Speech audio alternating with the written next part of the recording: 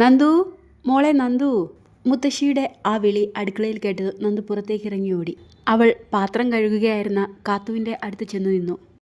കാത്തു, എന്നെ മുത്തശ്ശി വിളിക്കുന്നു, അവൾ കാത്തുവിനോട് പറഞ്ഞു. ആ, കേട്ടു കേട്ടു. എൻ്റെ ചെവിക്ക് ഒരു കുഴപ്പമില്ല. നിന്നെയല്ലേ വിളിച്ചത്? നീ തന്നെ പോയി നോക്ക്. അതല്ലടി കിച്ചുവേട്ടൻ. കിച്ചുവേട്ടൻ എന്നെ കാണില്ലേ? ദേ നന്ദു, വെറുതെ നീ എന്നെ ദേഷ്യം പിടിപ്പിക്കരുത്. അങ്ങേര് ചുരുങ്ങിയത് ഒരു 3 മാസമെങ്കിലും ഇവിടെ കാണും. അതുവരെ നീ നിന്റെ കിച്ചുവേട്ടനെ ഒളിച്ചു നടക്കാനാണോ ഉദ്ദേശിച്ചിരിക്കുന്നത്? അതൊന്നും എനിക്ക് അറിഞ്ഞൂടാ. പക്ഷെ എനിക്ക് കിച്ചുവേട്ടന് മുമ്പിൽ പോകാൻ ധൈര്യമില്ല. നീ എന്നെ സഹായിച്ചേ പറ്റൂ. നീ ഒന്ന് പോയി നോക്കുമോ? നന്ദു കാത്തുവിനോട് വളരെ താഴ്മയോടെ അപേക്ഷിച്ചു. നന്ദുവിൻ്റെ എല്ലാ കാര്യത്തിനും കൂട്ടുനിൽക്കുന്ന കാത്തുവിന് അവളെ കേൾക്കാതിരിക്കാനായില്ല. എന്നാലും അല്പം ഗൗരവത്തിൽ കാത്തു നന്ദുവിനോട് പറഞ്ഞു. ആ, ഓക്കെ ഓക്കെ, ഞാൻ പോയി നോക്കാം. പക്ഷെ പാത്രം മേടം കഴുകണം. സമ്മതമാണോ? നീ എൻ്റെ മുത്താണ് കാത്തു. പാത്രം മാത്രമല്ല, ഇന്നൊരു ജോലിയും നീ ചെയ്യണ്ട. എല്ലാം ഞാൻ ചെയ്തോളാം.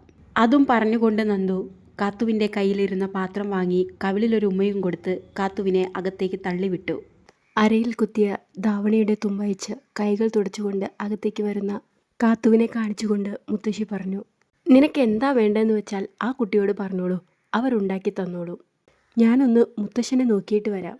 പോയി വിളിച്ചില്ലെങ്കിൽ നിന്റെ മുത്തശ്ശൻ കാപ്പിക്ക് വരില്ല. പറമ്പിൽ പണിക്കാരുടെ കൂടെ അങ്ങ് കൂടും. അതും പറഞ്ഞുകൊണ്ട് പതിയെ എണീറ്റ് മുത്തശ്ശി ഉമ്മറത്തേക്ക് നടന്നു.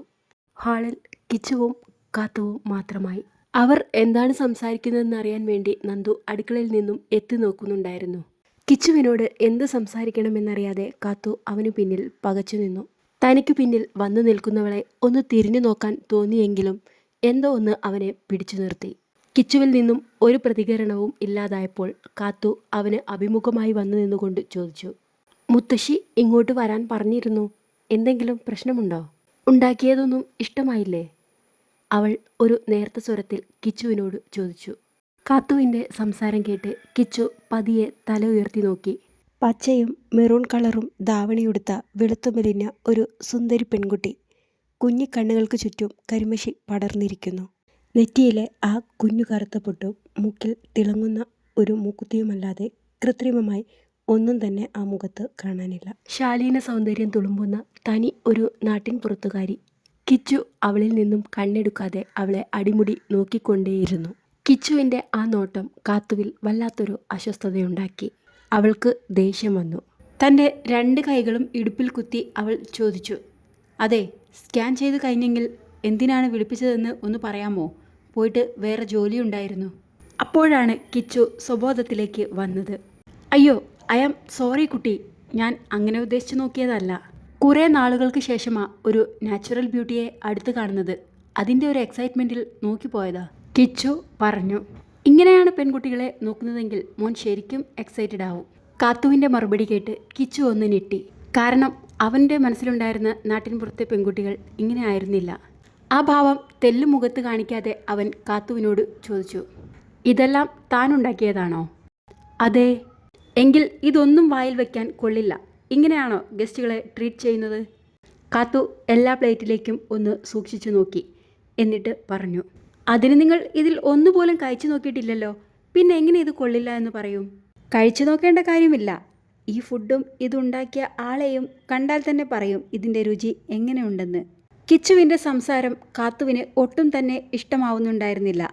അതെ, ഇത് ഞങ്ങൾ അമേരിക്കയിലെ ഫേമസ് ആയ ഷെഫുകളുടെ റെസിപ്പി നോക്കി ഉണ്ടാക്കിയതാ. അതിനെയാണ് നിങ്ങൾ ഈ കുറ്റം പറയുന്നത്. കിച്ചുവിന് കാത്തുവിൻ്റെ സംസാരം വല്ലാതെ ഇഷ്ടപ്പെട്ടു. അവൻ്റെ ഉള്ളിൽ ഒരു ചിരി വിടർന്നു. അവൻ അവളെ ഒന്ന് വട്ടം കറക്കാൻ തീരുമാനിച്ചു. പക്ഷേ അവൻ സംസാരിക്കാൻ തുടങ്ങുമ്പോഴേക്കും അടുക്കളയിൽ നിന്നും ഒരു പാത്രം താഴെ വീഴുന്നതിൻ്റെ ശബ്ദം കേട്ടു. കാത്തുവും കിച്ചുവും ഒരുമിച്ച് ശബ്ദം കേട്ടയിടത്തേക്ക് തിരിഞ്ഞു.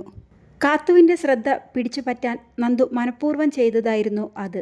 കാരണം കാത്തുവിൻ്റെ സ്വഭാവം നന്ദുവിന് നന്നായിട്ടറിയാം. ഒരു യുദ്ധം മുളയിലെ നുള്ളിക്കളഞ്ഞതായിരുന്നു അത്. കാത്തുവിന് മാത്രം കാണത്തക്ക വിധത്തിൽ അടുക്കളയിൽ നിന്നുകൊണ്ട് നന്ദു അവളെ കൈകാട്ടി വിളിച്ചു. പൂച്ചയാണെന്ന് തോന്നുന്നു, ഞാനൊന്ന് നോക്കിയിട്ട് വരാം, കാത്തു പറഞ്ഞു. ഓ ശരി മേഡം, കിച്ചു ഒരു പരിഹാസ സ്വരത്തിൽ മറുപടി പറഞ്ഞു. അവനെ നോക്കിയൊന്ന് ചുണ്ടുകൊട്ടി കോക്രി കാണിച്ച് അവൾ അടുക്കളയിലേക്ക് പോയി. അടുക്കളയിൽ എത്തിയതും നന്ദു അവളെ കൈ പിടിച്ചു വലിച്ച് ഒരു മൂലയിലേക്ക് കൊണ്ടുപോയി. എന്താ കാത്തു നിനക്ക്? നീ എന്തൊക്കെയാ കിച്ചുവേട്ടനോട് പറയുന്നത്? അതിന് ഞാനൊന്നും പറഞ്ഞില്ലല്ലോ. പറയാൻ പോവുമായിരുന്നു. അപ്പോഴേക്കും നീ വിളിച്ചു. ഞാൻ പേടിച്ചു പോയി, നിങ്ങൾ രണ്ടുപേരും വഴക്കാവോ എന്ന് കരുതിയിട്ട്. കിച്ചുവേട്ടന് അത് ഇഷ്ടമായില്ലെങ്കിൽ വേറെ ഉണ്ടാക്കി തരാമെന്നും പറഞ്ഞ് ഇങ്ങ് പോന്നാൽ പോരായിരുന്നു നിനക്ക്? നന്ദു കാത്തുവിനോട് പറഞ്ഞു. അയാളുടെ ഇഷ്ടത്തിനനുസരിച്ച് ഉണ്ടാക്കി കൊടുക്കാൻ ഞാൻ അയാളുടെ ഭാര്യയൊന്നുമല്ല. ആ ഉണ്ടാക്കി വെച്ചതിന് എന്താ ഇപ്പോൾ കുഴപ്പം? അത് കഴിച്ചാൽ പോരെ അങ്ങേർക്ക്? കാത്തു നന്ദുവിനോട് പറഞ്ഞു. കിച്ചുവേട്ടന് ദോശയാണത്രേ വേണ്ടത്. മുത്തശ്ശിയോട് പറയുന്നത് ഞാൻ കേട്ടതാ. നീ ഈ ദോശയും ചമ്മന്തിയും ഒന്ന് കൊണ്ടു കൊടുക്കുവോ? നല്ല ചൂടുള്ള മുരിഞ്ഞ ദോശ പ്ലേറ്റിൽ അടുക്കി വെച്ചുകൊണ്ട് നന്ദു കാത്തുവിനോട് പറഞ്ഞു. ആ, കൊടുത്തേക്കാം, വേറെ വഴിയില്ലല്ലോ. പിന്നെയുണ്ടല്ലോ നന്ദൂസേ, ആള് നമ്മൾ വീഡിയോ കോളിൽ കണ്ടതുപോലെയൊന്നും അല്ല. ചുള്ളനാ, പക്ഷേ വായ നോക്കിയാണെന്നാ തോന്നുന്നത്. പെൺകുട്ടികളെ കാണാത്തതുപോലെയുള്ളൊരു നോട്ടം. എനിക്കങ്ങേരുടെ നോട്ടം തീരെ പിടിക്കുന്നില്ല കേട്ടോ. അതുകൊണ്ട് മോള് പെട്ടെന്ന് തന്നെ ഈ ഒളിച്ചുകളി അവസാനിപ്പിക്കുന്നതായിരിക്കും നല്ലത്. അല്ലെങ്കിൽ എനിക്കത് ക്ഷീണമാവും. അപ്പോൾ ഈ പാർട്ടി ഇവിടെ അവസാനിക്കുകയാണേ. നിങ്ങൾക്ക് ഇഷ്ടമായെങ്കിൽ നിങ്ങളുടെ അഭിപ്രായം കമൻറ്റ് ബോക്സിൽ എഴുതി അറിയിക്കാൻ മറക്കരുതേ.